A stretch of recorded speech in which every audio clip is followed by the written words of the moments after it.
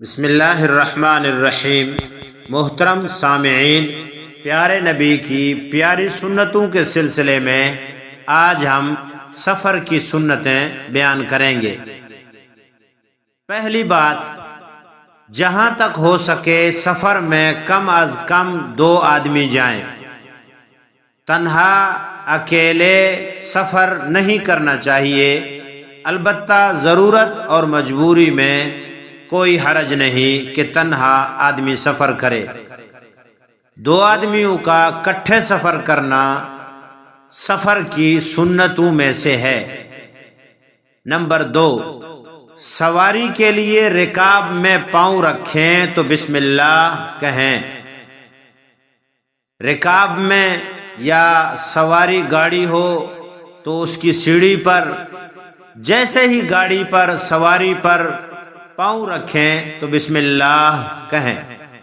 Number 3، سواری پر اچھی طرح بیٹھ جائیں تو 3 مرتبہ اللہ اکبر اللہ اکبر اللہ اکبر کہیں اور پھر یہ سفر والی دعا پڑھیں، سبحان الذی سخر لنا ھذا وما كنا له مقرنین وَإِنَّا إِلَىٰ رَبِّنَا لَمُنْقَلِبُونَ۔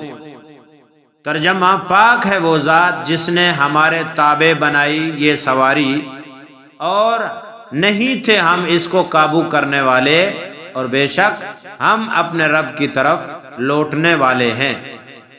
نمبر 4، پھر یہ دعا بھی ساتھ میں پڑھ لیں، اللہم ہون علینا سفرنا ھذا وَاطْوِ عَنَّا بُعْدَهُ اللہم انت صاحب فی السفر والخلیفۃ فی الاہل اللہم انی اعوذ بک من وعثاء السفر وکابۃ المنظر وسوء المنقلب فی المال والاہل والولد۔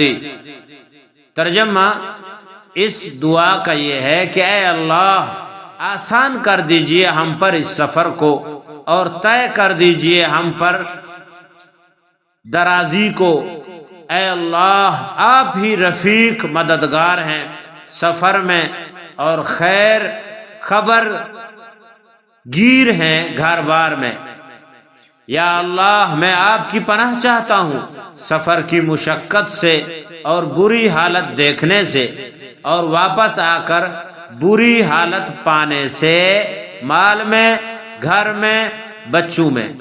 جب آپ ان دعاؤں کا اہتمام کریں گے، انشاءاللہ آپ کا سفر آسانی سے طے ہو جائے گا، اور اللہ تعالی سفر میں آپ کے مددگار رہیں گے، اور گھر بار کے معاملے میں آپ خیر خیریت اور اطمینان سے رہیں گے۔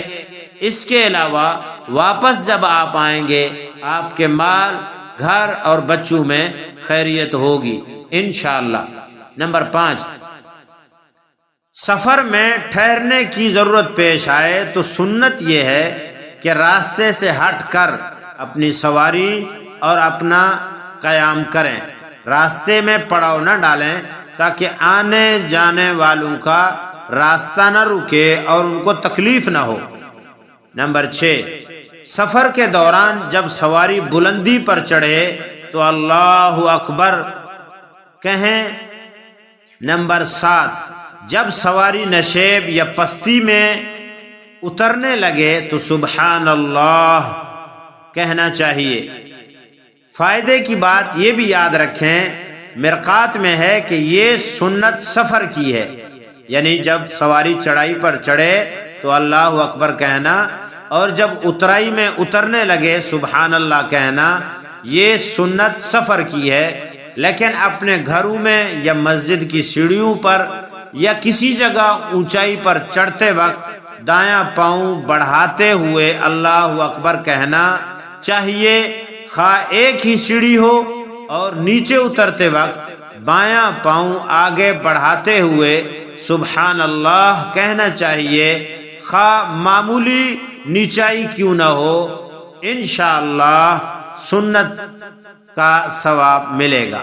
اور مولا علی قاری رحمۃ اللہ علیہ نے بلندی پر چڑھتے وقت اللہ اکبر کہنے کا راز یہ بیان کیا ہے کہ بلندی پر ہم اگرچہ بظاہر بلند ہوتے ہوئے چڑھتے ہوئے نظر آ رہے ہیں، لیکن اے اللہ ہم بلند نہیں ہیں، بلندی اور بڑائی صرف آپ کے لیے خاص ہے۔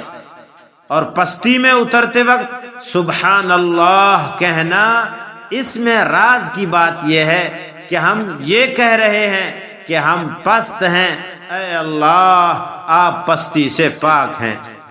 نمبر 8، جس شہر یا گاؤں میں جانے کا ارادہ ہو، جب اس میں داخل ہونے لگیں تو 3 مرتبہ یہ دعا پڑھنا مسنون ہے۔